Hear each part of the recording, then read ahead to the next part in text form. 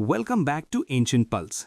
सोचिए एक ऐसा मुल्क जो साउथ अमेरिका के सबसे अमीर मुल्कों में शामिल था, जहां दुनिया की सबसे बड़ी ऑयल रिजर्व्स थीं, इतनी दौलत के लगता था कि ये मुल्क फक्र और मुश्किलात से दूर रहेगा।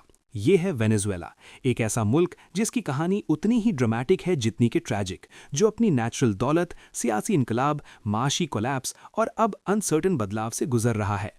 वेनेजुएला की तारीख ऑयल से काफ़ी पहले शुरू होती है।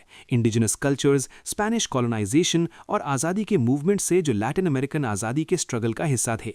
वक्त के साथ इस मुल्क ने अपनी एक मजबूत सकाफती पहचान बनाई, जो एंडीज माउंटेन्स, करीबियन कोस्ट और ओरिनोको बेसिन के वास्ट प्लेन्स तक फैलती थी। लेकिन सब कुछ 20वीं सेंचुरी में बदल गया, जब ऑयल का डिस्कवरी हुआ और ये मुल्क की इकोनॉमी का बैकबोन बन गया।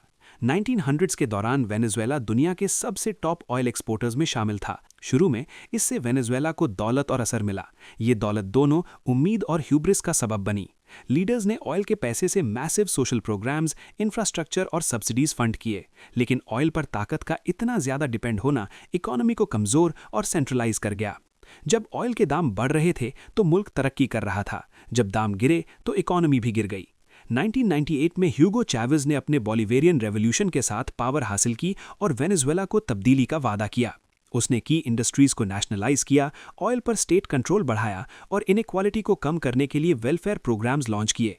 चैवेज को कई लोग गरीबों का चैंपियन समझते थे, लेकिन उसके पॉलिसीज ने भी ताकत को कॉन्सेंट्रेट किया, इंस्टीट्यूशंस को कमजोर किया और ऑयल रेवेन्यू पर ज्यादा रिलायंस बढ़ाई।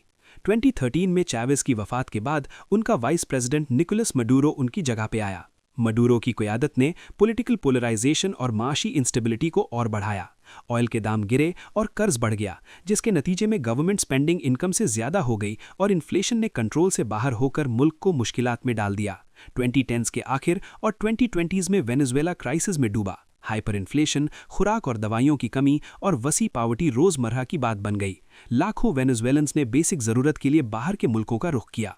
मुल्क के अंदर का हालात इंटरनेशनल तवज्जो का सबब बना। यूनाइटेड स्टेट्स और दूसरे मुल्कों ने वेनेजुएला पर सैंक्शंस लगाए, जिसका मकसद गवर्नमेंट पर दबाव डालना था। लेकिन मडूरो ने मिलिट्री सपोर्ट, इंस्टीट्यूशंस पर कंट्रोल और पॉलिटिकल राइवल्स की सप्रेशन के जरिए अपनी हुकूमत बरकरार रखी।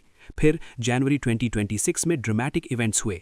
यूएस फोर्सेस ने वेनेजुएला में मिलिट्री ऑपरेशन लॉन्च किया और मडूरो को कैरेकस में कैप्चर कर लिया, जो नार्को टेररिज्म और रीजनल टेंशन से जुड़ी वजह से जस्टिफाई किया गया। इंटरिम प्रेसिडेंट डेल्सी रॉड्रिगेज को यूएस का सपोर्ट मिला और पॉलिटिकल चेंजेस का सिलसिला शुरू हुआ, जिसमें पॉलिटिकल प्रिजनर्स की रिलीज और ऑयल पॉलिसी में तब्दीली के इम्कानात हैं। ये मोमेंट वेनेजुएला की तारीख का एक कंट्रोवर्शियल चैप्टर है। जबकि क्रिटिक्स का कहना है कि एक्सटर्नल इंटरवेंशन से सॉवरेंटी का चैलेंज होता है, दूसरे लोग मानते हैं कि ये इकोनॉमिक स्टेबलाइजेशन का रास्ता खोल सकता है, खास तौर पर अगर मैसिव ऑयल रिजर्व्स को फॉरेन इन्वेस्टमेंट और नए ट्रेड अरेंजमेंट्स के जरिए रीवाइटलाइज किया जाए। आज वेनेजुएला का रास्ता अनसर्टेन है। जो पहले साउथ अमेरिका का एनवी था, अपनी नेचुरल वेल्थ के लिए आज वो डीप स्ट्रक्चरल चैलेंजेस का सामना कर रहा है। इंस्टीट्यूशंस को दोबारा बनाने का, हाइपर इन्फ्लेशन से निपटने का, ह्यूमैनिटेरियन नीड्स को एड्रेस करने का और डिवीजन के बाद यूनिटी फोज करने का।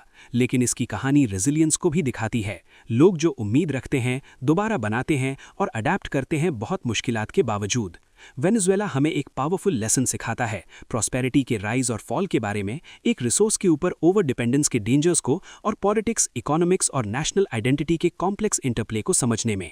अगर आप चाहते हैं कि हम और ऐसे मुल्कों की कहानियां लाएं तो कमेंट में बताएं। If you want us to bring you more stories like this, then like the video, share it, and don't forget to subscribe to Ancient Pulse.